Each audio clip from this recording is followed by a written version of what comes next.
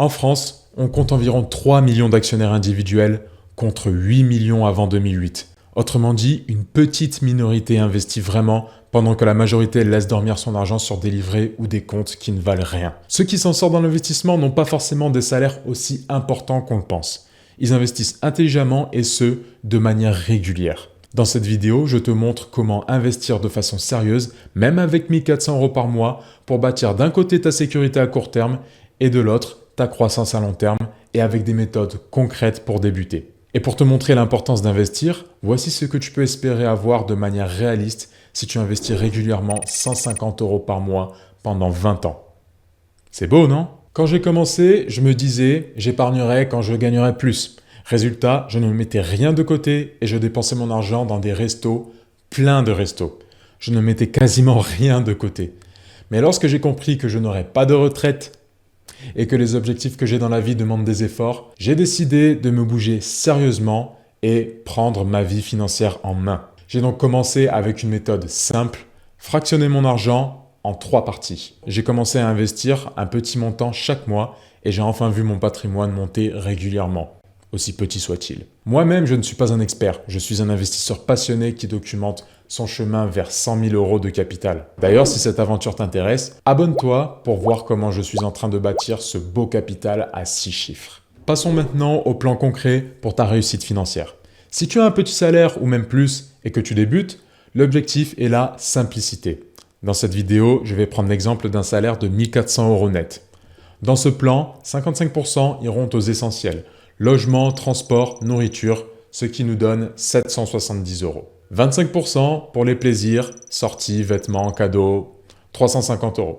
Et le plus important, tes investissements qui représentent 20% de ton salaire, ce qui nous donne 280 €. Si tu trouves 20% trop ambitieux, commence par 10%, donc 140 €, puis augmente à 10 € par mois jusqu'à 150, 200 €. L'important n'est pas le montant, c'est la constance. Mais il existe aussi des moyens simples mais non négligeables pour pouvoir mettre plus quand tu investis. Tu peux renégocier tes forfaits téléphoniques, internet, assurance, faire du batch cooking, carte de transport adaptée, chaque vingtaine d'euros grattés compte. Maintenant qu'on sait ce qu'on veut investir, comment on fait grossir le capital?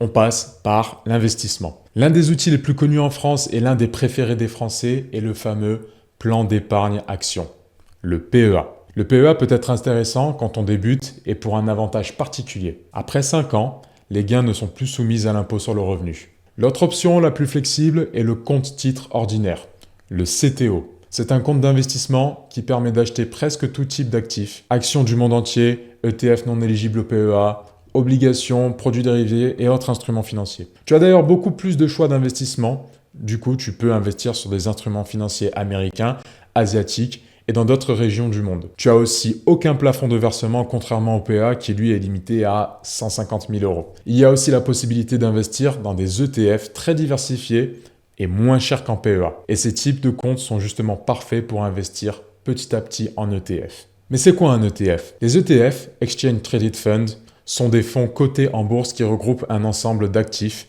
actions, obligations, matières premières et autres, et qui répliquent généralement la performance d'un indice. Comme par exemple l'un des plus connus, le S&P 500, qui se négocie comme une action avec des frais souvent assez faibles. Parmi les ETF préférés des investisseurs se placent les ETF mondiaux. Pourquoi des ETF mondiaux? Historiquement, les actions mondiales ont délivré un rendement d'environ 5% par an sur le très long terme et donc au-dessus de l'inflation. C'est une moyenne, pas une promesse évidemment, mais ça montre la prime de risque des actions. Par exemple, MSCI World alterne bonnes et mauvaises années, mais reste positif la majorité du temps sur de longues périodes. Donc, pour la mise en place de ce plan, tu ouvres un PEA à frais bas, tu choisis un ETF monde éligible au PEA, comme par exemple le MSCI World, qui est l'un des plus connus et plus solides. Tu mets en place un virement mensuel de 150 € juste après ton salaire. Et enfin, c'est le secret de la richesse, tu ne touches plus à rien et tu laisses le temps faire le travail. Mais tu me diras, 150 € par mois, ça change quoi vraiment? Eh bien regarde ça. 150 € par mois investis avec des intérêts en moyenne à 8% par an sur 20 ans, c'est environ 82 000 €. Et avec seulement 2 ans de plus, donc 22 ans, tu aurais 100 000 €.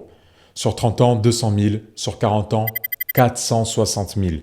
Là encore, je ne suis pas un expert, je suis juste un investisseur passionné qui a décidé de passer à la vitesse supérieure. Si tu veux protéger ton épargne et faire croître ton capital même avec 1400 € par mois, tu es au bon endroit. Et chaque semaine, je te montre comment j'investis ce que je vois sur les marchés financiers et ma progression pour atteindre 100 000 € de capital, avec retour d'expérience en totale transparence. Et n'oublie pas, chaque mois où tu n'investis pas, tu perds un mois d'intérêt composé. Et n'oublie pas de t'abonner, de partager, de liker, de commenter. Et nous, on se retrouve pour une prochaine vidéo et je te dis ciao.